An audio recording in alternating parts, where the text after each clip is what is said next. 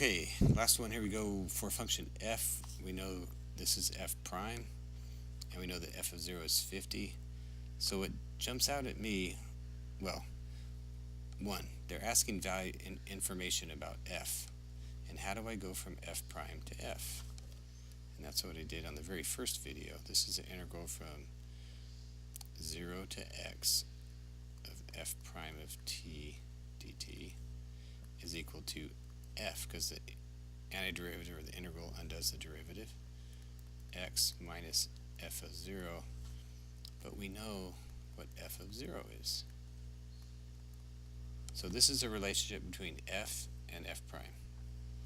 Okay, this guy right here, so that's what we're going to look at. So when does t, what values of t does f appear to reach its maximum value? So we've got f of x, let's just do this as an integral from 0 to x, f prime of t dt. Now I'm putting x's here, the graph is using t's, it doesn't matter whether I use x's or t's for this. I put x's in because I've got t's in my antiderivative here and I didn't want to use the same variable. So where does t appear to reach its, where does x appear to reach its maximum? Well, f, this is the area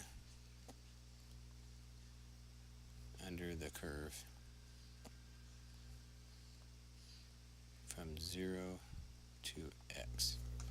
Okay, so look at the area here. The area is getting bigger and bigger and bigger. And then at that point right there, it starts getting smaller because this is negative area below. So the maximum is going to happen at 2. Okay, so max value, max f, when x equal 2, since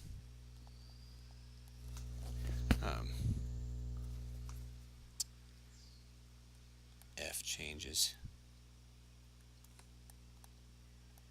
from increasing to decreasing. So here's A. What about the minimum value? What is it the smallest? So f is 0 here, it gets bigger, and the f is the area, gets bigger and bigger, and then it starts getting smaller because these are negative values. I'm going to guess maybe right there about this area on the top is this, is the same as the area on the bottom. So then now f of x, which is my total area, is 0, right? So then it starts, I'm adding on negative values from here all the way out, right? So the integral from 0 to about 3 of f prime of t is 0. But then when I keep on adding these values here, that's going to, it's just going to keep getting smaller and smaller because those are negatives. So the minimum f is when x equals 5. Okay, does that make sense there? Okay, and then B, estimate the min and the max. Oh boy, okay. Let's see what we got here. So this is going to be about half of the first box, which is 5, and half the second. So we're going to estimate this area here to be about 10. There's 5, almost 10, there's 2.5, and this is smaller than half. Okay, so that would be 5, 10, 15. We'll call that negative 15. So for B, we're going to say the maximum is happens at f of 2, which is the integral from 0 to 2. It's approximately 10. Minimum is going to be at f of 5, which is the integral from 0 to 5. It should be about negative 5 approximately, because we're guessing.